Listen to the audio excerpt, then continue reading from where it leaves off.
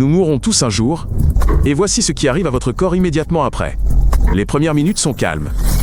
Mais en quelques heures, une réaction en chaîne irréversible se déclenche. Votre corps commence à se refroidir, environ 1 degré par heure. Les muscles se détendent d'abord, puis se contractent brusquement. Les cellules cessent de recevoir de l'aile, énergie, et commencent à se décomposer, silencieusement, de l'intérieur, une à une. Après quelques heures, des taches sombres apparaissent sous la peau. Le sang, attiré par la gravité, écoule vers le bas et s'accumule au point de contact avec la surface de la peau. C'est effrayant, et ce n'est que le début. Environ 1 jour plus tard, votre corps commence à dégager les premières odeurs. Ce sont les cellules qui se décomposent et libèrent leur contenu. L'odeur s'intensifie d'heure en heure et ne s'arrête jamais. Au même moment, les enzymes de votre corps se mettent en action. Des substances qui vous aidaient à digérer les aliments de votre vivant. Maintenant, ces substances commencent à digérer votre corps de l'intérieur. À partir de cet instant, votre corps ne vous appartient plus. Il devient un terrain fertile pour des milliards de créatures qui ont vécu en vous depuis tout ce temps, attendant patiemment leur heure. Et voici ce qu'il est important de comprendre. Ce processus ne dépend pas de votre âge, de votre santé ou de votre maladie.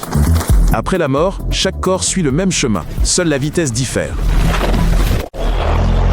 Imaginez, un corps gît sans vie pendant plusieurs jours, et soudain son estomac se met à gonfler comme un ballon. Puis, c'est le drame. Ce n'est ni un film, ni un fantasme. Cela arrive à tous les corps, sans exception. La cause ? Des bactéries qui ont toujours vécu dans nos intestins. Tant que le cœur battait, elles restaient tranquilles. Dès que le contrôle a été perdu, elles ont commencé à dévorer le corps et à libérer d'énormes quantités de gaz. Sulfure d'hydrogène, méthane, ammoniac. Tous ces gaz s'accumulent à l'intérieur du corps, exerçant une pression interne.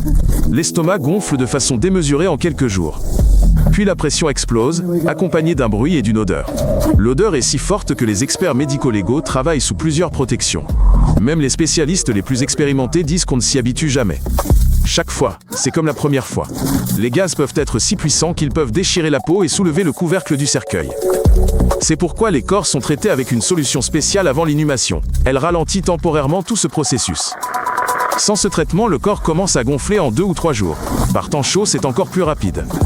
La température accélère tout, les bactéries, les gaz et la décomposition en général. D'ailleurs, c'est grâce à l'odeur et au gaz que les prédateurs et les charognards repèrent les cadavres sur de grandes distances.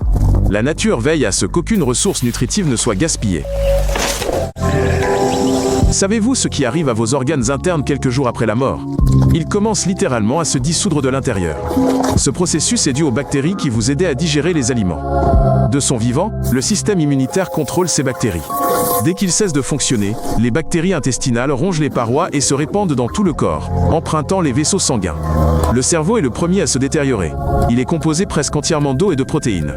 Quelques heures seulement après l'arrêt cardiaque, il commence à se liquéfier, plus vite que n'importe quel autre organe, et sans le moindre bruit.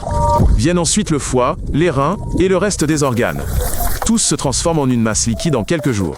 Le corps se désintègre littéralement à une vitesse fulgurante. Et ce processus est irréversible.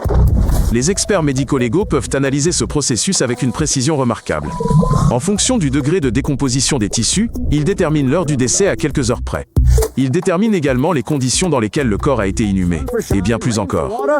Ce processus est continu et indépendant du lieu d'inhumation. En pleine terre, sous terre ou sous l'eau, la décomposition est omniprésente, constante et inéluctable. Seule sa vitesse et ses modalités varient selon les cas. Cela paraît incroyable, mais si un corps se retrouve sous l'eau, il ne se décompose pas, mais se transforme en une substance semblable à du savon dur. C'est un fait scientifique avéré que les experts médico-légaux constatent régulièrement. Tout est dû au manque d'air. Sans air, les bactéries de décomposition normale ne peuvent pas fonctionner pleinement. La décomposition s'arrête presque complètement et un processus chimique totalement différent prend le relais. Cette couche durcit progressivement et se transforme en une substance blanche et épaisse, la cire cadavérique. Son aspect et sa texture sont très similaires à ceux d'un savon à lessive grisâtre. Ce processus dure plusieurs mois. La cire cadavérique agit comme un conservateur naturel. Elle isole littéralement le corps de l'extérieur, empêchant toute décomposition ultérieure. Sous cette couche, la forme du corps et du visage peut être préservée pendant des décennies. Les experts médico-légaux ont retrouvé des corps restés sous l'eau pendant plus d'1 siècle, et leurs traits étaient encore discernables. C'est l'un de ces cas où la nature accomplit accidentellement ce que les scientifiques ne peuvent reproduire intentionnellement. De telles découvertes permettent de résoudre des crimes des décennies plus tard. Le corps lui-même devient la principale preuve. Il conserve des traces de ce qui s'est passé, même en l'absence d'autres preuves pendant une longue période. Une fois tous les tissus mous disparus, il ne reste que le squelette. Et il ne se dégrade pas rapidement. Les os sont les derniers à se désintégrer et résistent plus longtemps que toute autre partie du corps. Un os n'est pas qu'une simple tige dure. C'est un tissu complexe, composé de minéraux, de fibres protéiques et de cristaux de calcium. Il est bien plus difficile à détruire que les muscles. La nature doit déployer des efforts considérables. D'abord, les fibres protéiques quittent l'os, le rendant fragile et friable. Ensuite, les sels minéraux se dissolvent. Finalement, il ne reste plus rien. Juste une tache sombre dans le sol. La vitesse de ce processus dépend du sol, de l'humidité et de la chaleur. Dans un sol acide, les os peuvent disparaître en quelques décennies. Dans un climat chaud et sec, ils peuvent rester intacts pendant des milliers d'années.